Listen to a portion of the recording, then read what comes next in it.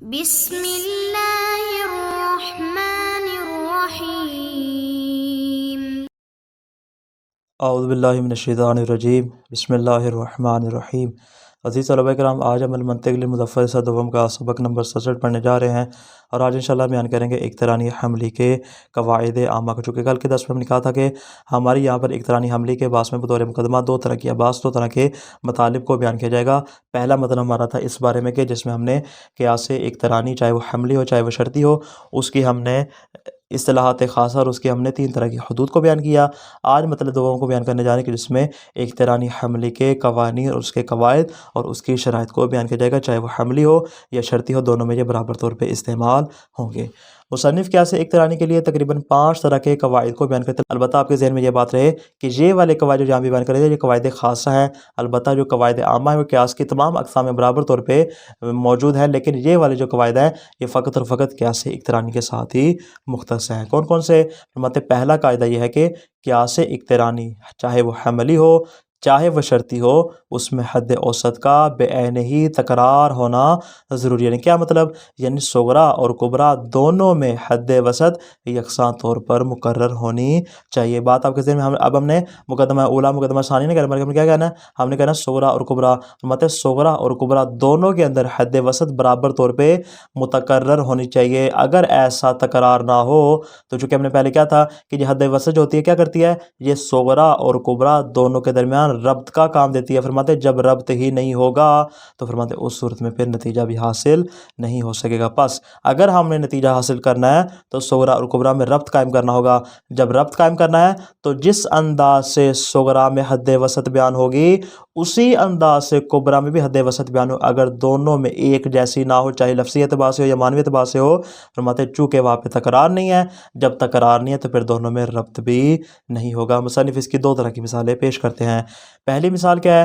فرماتے ہیں پہلی مثال میں اس بات کی پیش کرتے ہیں کہ جہاں پہ الفاظ مکمل طور پہ متکرر نہ ہو، یعنی الفاظ مثال کے طور پہ اجزاء کی صورت میں ہے تو اجزاء میں سے کسی ایک جز کو بیان نہ کیا جائے۔ فرماتے ہیں چونکہ اجزاء میں سے ایک جز کو بیان نہیں کیا گیا تو گویا کہ وہاں پہ پھر تکرار بھی کامل طور پہ نہیں ہوگا۔ جب تکرار نہیں ہوگا تو پھر قیاس بھی منتج نہیں ہوگی۔ جیسے ہم کہتے ہیں الحائط فیہ فارہ، دیوار میں چوہا ہے، وَكُلُّ فَارَةٍ لَهَا أُذْنَانِ، اور ہر جو چوہا ہے اس کے 2 کان ہوتے ہیں، تو فرماتے پس اس کا نتیجہ یہ نہیں ہوگا الحائط لَهُ أُذْنَانِ، دیوار کے 2 کان ہیں۔ فرماتے ہیں نہیں، یہ نتیجہ کاذبہ ہوگا۔ کیوں؟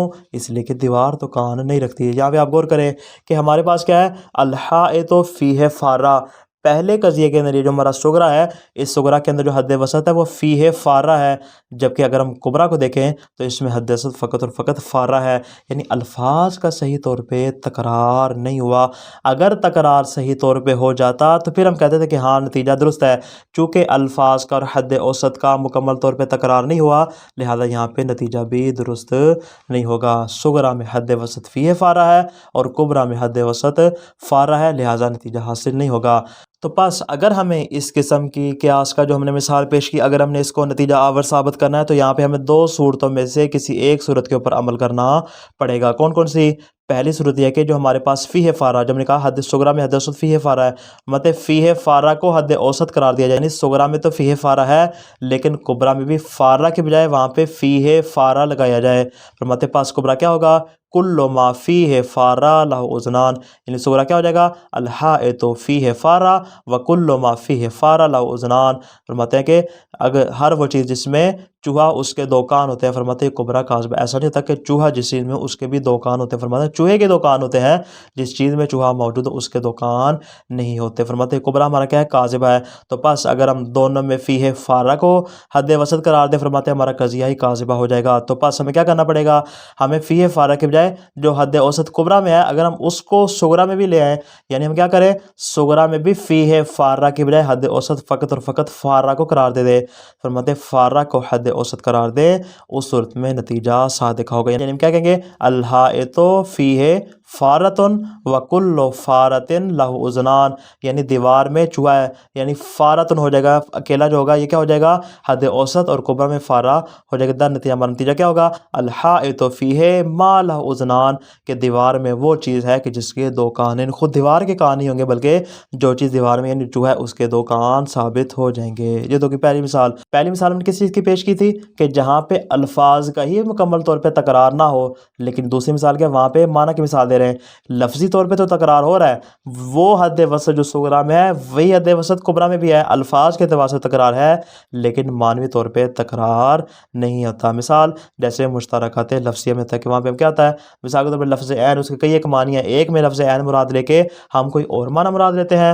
اور دوسرے مقدمے کے اندر عین کو بیان کر کے اس سے کوئی اور معنی مراد لیتے ہیں۔ فرماتے ہیں چونکہ یہاں پہ لفظی اعتبار سے تو تکرار ہے لیکن معنوی اعتبار سے چونکہ تکرار نہیں ہے تو بس یہاں پہ پھر قیاس بھی منتج نہیں ہوگی۔ یہ ہو گیا پہلا قاعدہ۔ اور دوسرا قاعدہ کیا ہے، فرماتے ہیں دوسرا قاعدہ یہ ہے کہ دونوں مقدموں میں سے کم از کم ایک کا موجبہ ہونا ضروری ہے، پس اگر دونوں قضیے سالبہ ہوں گے تو ہمیں نتیجہ بھی حاصل نہیں ہوگا۔ نتیجہ حاصل کرنے کے لیے ضروری ہے کہ ہم کیا کریں، دونوں میں سے کم از کم ایک کو تو موجبہ قرار دیں، یا صغرا کو موجبہ قرار دیں یا کبرا کو موجبہ قرار دیں۔ اگر صغرا بھی سالبہ ہو اور کبرا بھی سالبہ ہو تو فرماتے ہیں اس صورت میں نتیجہ بھی حاصل نہیں ہو سکے گا۔ فرماتے ہیں یہ جو قاعدہ، اس قاعدے کی دلیل ہے آپ کے پاس، فرماتے ہیں بالکل ہے۔ دلیل یہ ہے کہ حد وسط دونوں مقدموں میں ربط قائم کرتا ہے، یعنی حد وسط کا کام کیا ہے، جس طرح ہم نے پہلے بیان کیا، حد وسط نے صغرا کو کبرا کے ساتھ ملانا ہے اور حکم کو ثابت کرنا ہے۔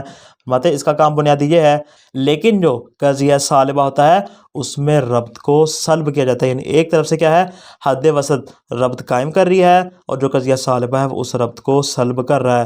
اسی طرح فرماتے ہیں قضیہ سالبہ ہمیشہ ان مفاہیم سے مل کر بنتا ہے کہ جہاں پر ایک دوسرے پر صادق نہ آ رہا ہو، پس جب تباین ہوگا تو اس صورت میں ان کے درمیان ربط قائم نہیں ہو سکے گا۔ تو یا پھر ربط قائم ہوگا یا پھر ربط قائم نہیں ہوگا۔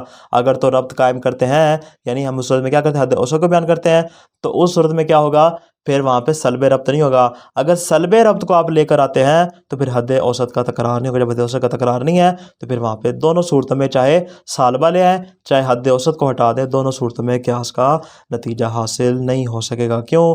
اس لیے کہ جو متباینان ہوتے ہیں اس میں ہمارے پاس دو صورتیں ممکن ہیں۔ کون کون سی؟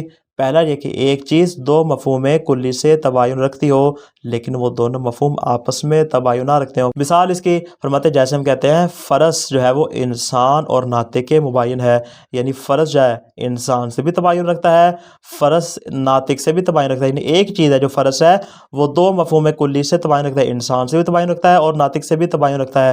فرماتے ہیں تو بات ہوگی فرض کی انسان اور ناطق کی نسبت، لیکن اگر انسان کو ناطق کے ساتھ مقایسہ کریں تو فرماتے ہیں ان کا آپس میں تباین نہیں۔ کیوں؟ اس لیے کہ دونوں ایک دوسرے کے اوپر برابر طور پہ صادق آتے ہیں۔ پاس یہاں پہ کیا ہے، ایک چیز دو مفہوم کلی سے تباین تو رکھتی ہے لیکن دونوں مفہوم آپس میں تباین نہیں رکھتے، ایک یہ صورت ممکن ہے۔ اور دوسری صورت یہ کہ ایک چیز دو مفہوم کلی سے تباین رکھتی ہو اور وہ دونوں مفہوم آپس میں بھی تباین رکھتے ہیں، جیسے ہم کہتے ہیں فرس انسان اور طائر سے تباین رکھتا ہے، یعنی فرس اور چیز ہے انسان اور چیز ہے، فرس اور چیز ہے طائر اور چیز ہے، دونوں کا آپس میں کیا پایا جاتا ہے، تباین پایا جاتا ہے۔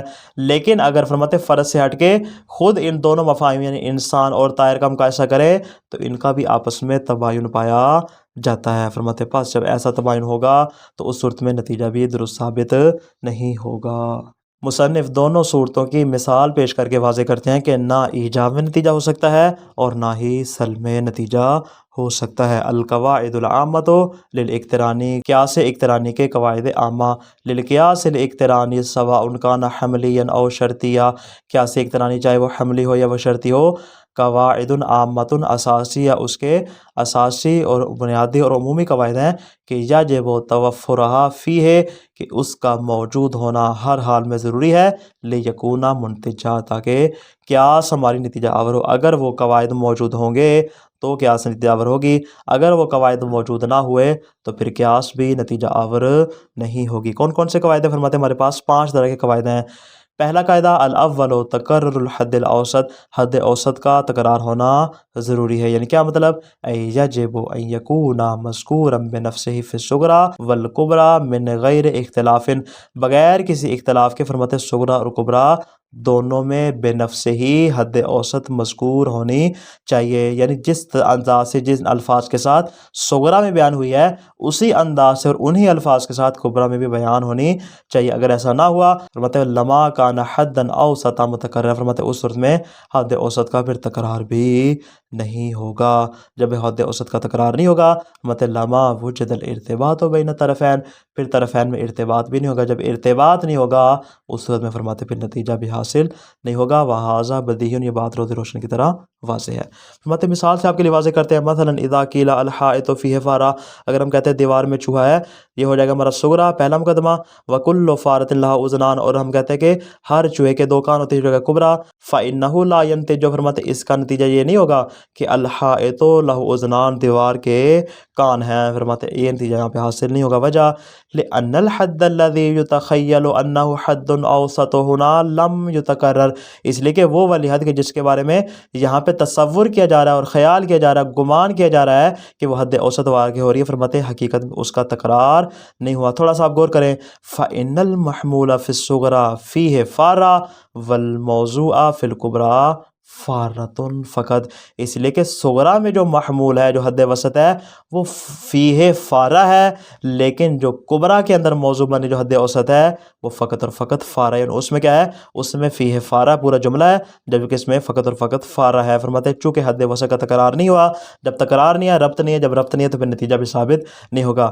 فرماتے ہیں وَلِأَجْلِ أَن يَكُونَ مُنْتِجًا، فرماتے اس قیاس کو نتیجہ آور کرنے کے لیے ہمارے پاس دو طرح کے رائے کون کون سے، فَإِمَّا أَن يَقُولَ فِي الْكُبْرَى، یا ہم کبرا میں یہ کہیں وَكُلُّ مَا فِيهِ فَارَ لَهُ اذنان، یعنی صغرا اور کبرا دونوں میں کیا کریں، فیہ فارہ کو ہم قرار دے دیں حد وسط۔ فرماتے اگر یہ قرار دیں وَلَكِنَّهَا كَاذِبَةٌ، اس صورت میں ہمارا کبرا کاذب ہے، جب کبرا کاذب ہوگا مطلب اس صورت میں نتیجہ بھی ہمارا درست ثابت نہیں ہوگا۔ یہ پہلی صورت۔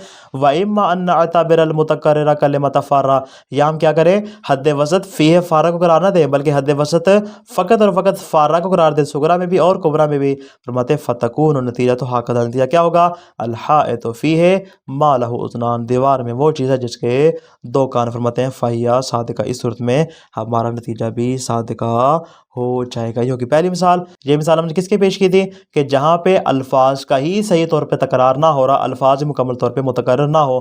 مثال ثانی، دوسری مثال کس بارے میں ہے کہ الفاظ کا تو مکمل طور پہ تکرار ہو رہا ہے لیکن وہاں پہ معانی کا تکرار نہیں ہو رہا، جیسا کہ مشترک لفظی میں ہوتا ہے۔ مطلب اذا قیل، اگر کہا جائے الذهب عین، سونا جو ہے وہ عین ہے، چمکتی ہوئی چیز ہے، وَكُلُّ عَيْنٍ تَدْمَعُ، اور ہر آنکھ کیا ہے، روتی ہے۔ فرماتے فَإِنَّهُ لَا يَنْتِجُ الذَّهَبُ يَدْمَعُ، فرماتے ہیں اس کا نتیجہ نہیں ہوگا کہ سونا روتا ہے، فرماتے ہیں نہ ایسا نہیں۔ کیوں؟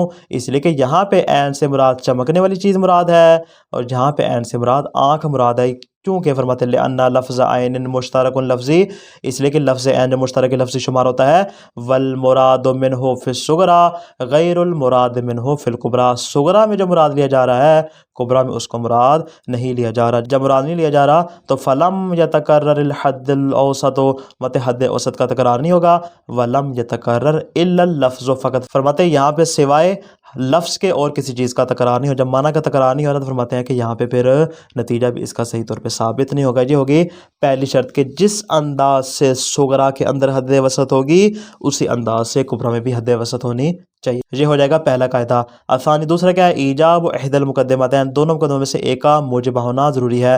فلا انتاج من صالبتین، اگر دونوں کے دونوں صالبہ ہوں گے تو نتیجہ حاصل نہیں ہوگا۔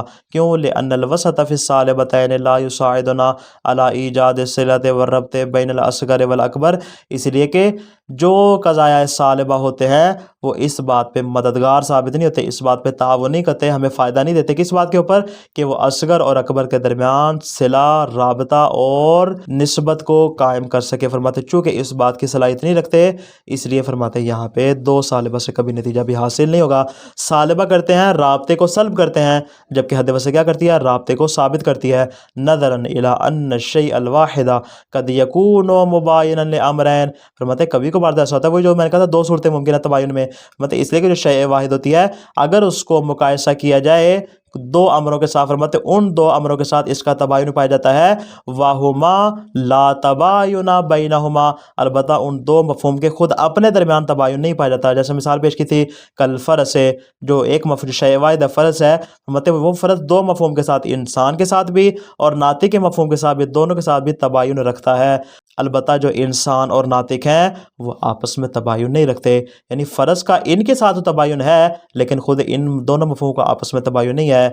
اسی طرح فرماتے ہیں یہ بھی ممکن ہے وَقَدْ يَكُونُ مُبَايِنًا لِأَمْرَيْنِ هُمَا مُتَبَايِنَانِ فِي أَنفُسِهِمَا، فرماتے ہیں یہ جو شے واحد ہوتی ہے یہ دو امروں کے ساتھ تباین رکھتی ہے اور یہ دو مفہوم خود آپس میں بھی ایک دوسرے کے ساتھ تباین رکھتے ہیں۔ کَالْفَرَسِ الْمُبَايِنِ لِلْإِنسَانِ وَالطَّائِرِ، جیسا کہ فرس جو ہے وہ انسان سے بھی مباین رکھتا ہے اور طائر سے بھی تباین رکھتا ہے، البتہ خود انسان اور طائر ایضاً متباینان، خود آپس میں بھی متباینان شمار ہوتے ہیں۔ وعلیہ، پس فرماتے اس بنا پر فلا نعرف حال الحدین لمجرد مباینتہما للمتقرر انہما متلاقیان خارج الوسط متباینان، فرماتے ہمارا نتیجہ مختلف ہو جائے گا، ہمارا نتیجہ یہاں پہ صحیح طور پہ معلوم نہیں ہو سکے گا، فرماتے ہم اس بات کا علم نہیں ہوگا کہ یہ جو یہاں پہ حد وسط کے ذریعے حد اصغر کو اکبر کے لیے ثابت کیا جا رہا ہے، آیا فقط ان میں خالی مباینت ہونے کی وجہ سے یہ ہمیں معلوم نہیں ہو پائے گا کہ خارج میں آیا ان کے درمیان جو ہے وہ صدق پایا جاتا ہے کہ ایک دوسرے پہ صادق آ رہا ہے،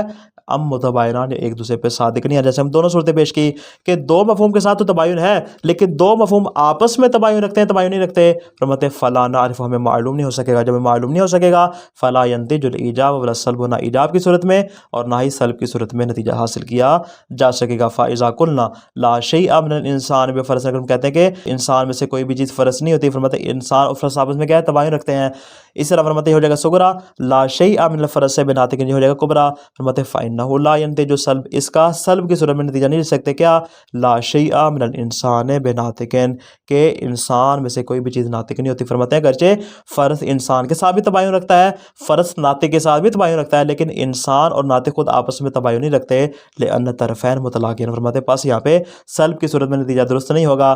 لیکن ولو ابدلنا بالمقدمۃ الثانیۃ قولنا، اگر فرماتے ہیں اگر مقدمہ ثانی سے ہم اپنا قول تبدیل کر دیں، جو ہمارا کبرا ہے، کبرا ہم اپنا تبدیل کر دیں، ہم نے کبرا کیا کہا تھا لا شیء من الفرض سے بناطق، فرماتے بے ناطق کی جگہ اگر ہم بے طائرین لگا دیں فانه لا ينتج الایجاب، پھر اس صورت میں ایجاب کی صورت میں نتیجہ حاصل نہیں ہوگا، یعنی کیا کل انسان طائر، ہر انسان طائر، فرماتے ہیں کہ یہ نتیجہ حاصل نہیں ہوگا۔ وجہ اس لیے کہ یہ جو فرض ہے یہ انسان سے بھی تباین رکھتا ہے، یہ طائر سے بھی تباین رکھتا ہے، البتہ خود انسان اور طائر ان کے درمیان میں تباین پایا جاتا ہے، ان کے درمیان اتحاد نہیں پایا جاتا، لأن طرفین متباینان، فرماتے چونکہ طرف متباینان ہے پس نہ ایجاب کی صورت میں نہ ہی سلب کی صورت میں ہم نتیجہ حاصل کر سکیں گے۔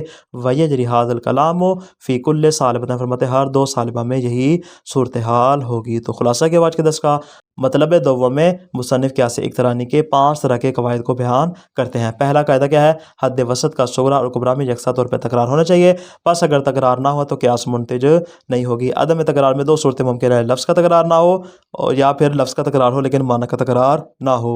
دوسرا قاعدہ ہے کہ دونوں مقدمات میں سے ایک کا موجبہ ہونا ضروری ہے، پس اگر دونوں سالبہ ہوں گے تو قیاس منتج نہیں ہوگی۔ دونوں کے سالبہ ہونے میں دو صورتیں ممکن ہے، دونوں مفہوم آپس میں متباین ہو سکتا ہے کہ دونوں مفہوم آپس میں متباین نہ، پاس میں معلوم ہی ہوگا کہ آیا ان میں تباین پایا جاتا ہے، تباین نہیں پایا جاتا، نہ ایجاب کی صورت میں اور نہ ہی سلب کی صورت میں نتیجہ حاصل کیا جا سکتا ہے۔ والسلام علیکم ورحمۃ اللہ وبرکاتہ۔